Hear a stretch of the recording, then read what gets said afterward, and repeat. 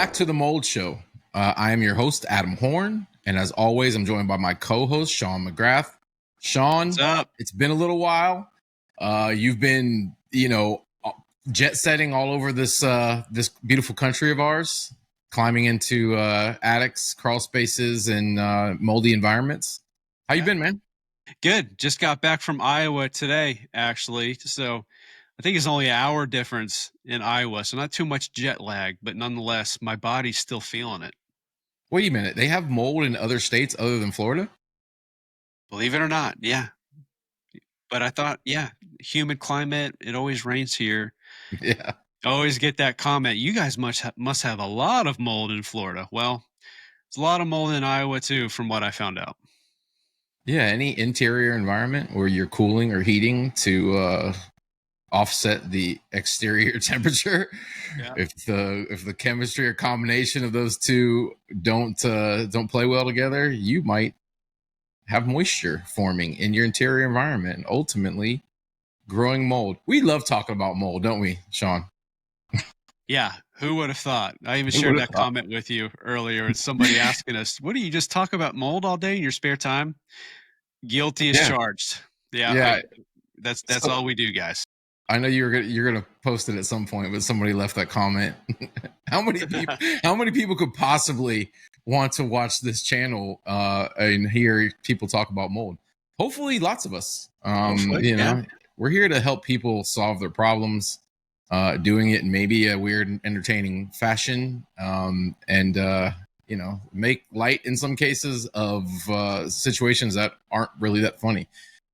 But in doing so, hopefully passing on good, solid information to you guys, and then hearing your stories and people who have first world experience in every level, from testing to remediation to living or working in moldy environments. So that's why we do what we do. So great segue into this reaction video. We had a lot of fun last time doing that. Hopefully those that watched had some fun and learned some things.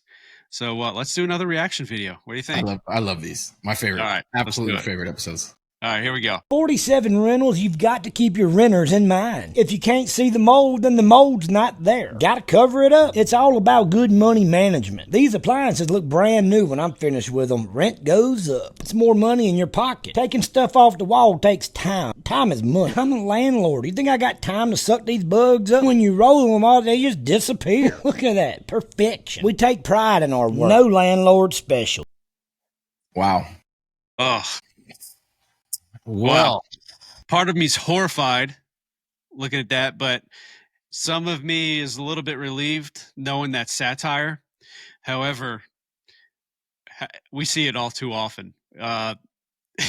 So, part of me wants to laugh. The other part is like, dude, I see this on a daily basis. And even though this guy's joking, it's a reality for a lot of people that are renting. A handyman special, maintenance man special. My friends and the people I'm so popular with, all you apartment complex maintenance men. Maybe you've seen that or are guilty of something of that nature. Who knows? But yeah, if you've ever lived in a really crappy rental of any type, it's a good possibility you may have had some experience with something like that. So let me bring up 3 red flags here when it comes to renting. Mm-hmm. Anytime you see things that have been painted over, could be a red flag that there's been previous water damage there. Anytime you see patchwork, could be an indication that there's been previous water intrusion or water leak that's impacted that area. Who knows how it was taken care of? More than likely, not in the correct manner, following restoration guidelines when you're renting. Just my experience. And then what's another one, Adam? What's a third one you can think of when you're renting? I like to look at cabinetry, right? Because they can paint over drywall and they do a really good job of hiding things, bleaching it, painting over it. That's been done forever. Like you said, texture differences, right? You can stand back and see that texture over there looks different than this texture over here. I wonder what happened there. But cabinetry, a lot of times they won't go to the extreme of doing too much to it. And most cabinets, unfortunately, these days are made out of compressed particle board composite materials covered in the laminate. And when that type of material comes in contact with moisture, it typically expands. And even if they pan over it, you can typically see the expansion. So if you crawl down and look at the side of the vanity cabinet or the kitchen cabinet or the kick plates, and you see any type of expansion or bloating, and just run your finger across it, it looks like it, might be raised up. It's a good sign that it's gotten wet.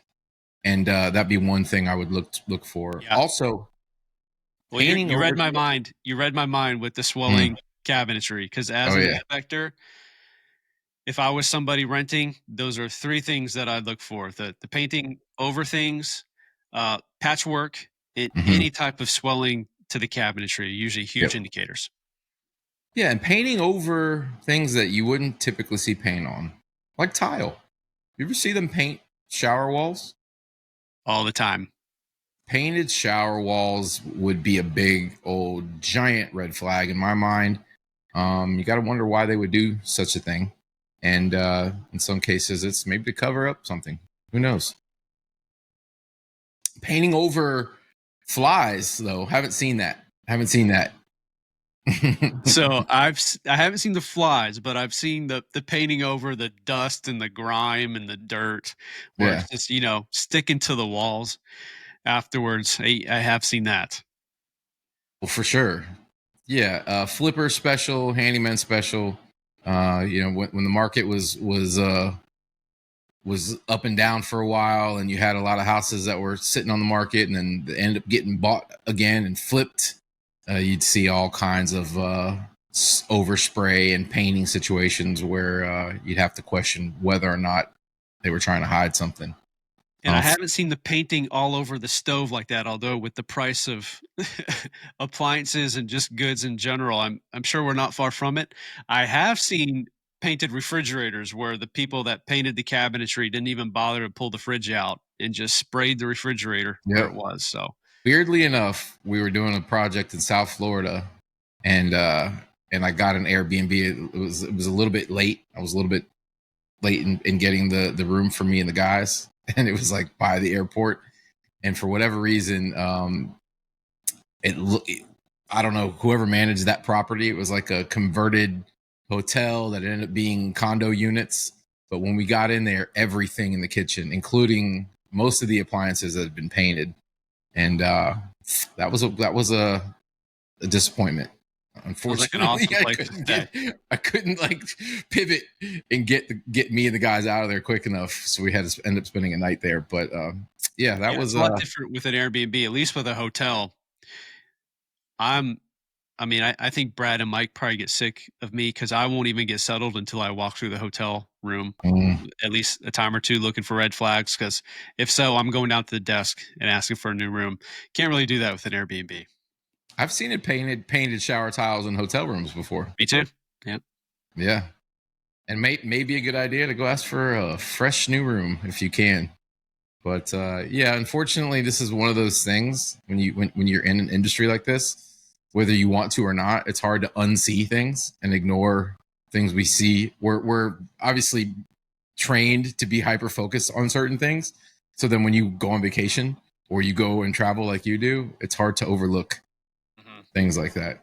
Odors and it's tough. Well, I know this was like a nerdy breakdown of what was just a satire, silly video, but hopefully everybody learned something, a little something from our reaction here and some of the tidbits we threw in there. Appreciate you guys watching. Remember to like and subscribe if you like this type of content. We hope to have more videos like this here in the future, as Adam and I just have some fun being nerds talking about mold. Yeah, and also if you see any amazing content like this out there, just at us at the Mold Show. Please. Let us know. Please comment at us. We'd be happy to talk about it. And we'll Instagram. Love getting tagged on Instagram videos. Yeah, tag us in it. Email us at themoldshow@gmail.com. Send it to us because we'd love to get more of this type of cool stuff. So thanks for watching, guys. See you on the next one. See you.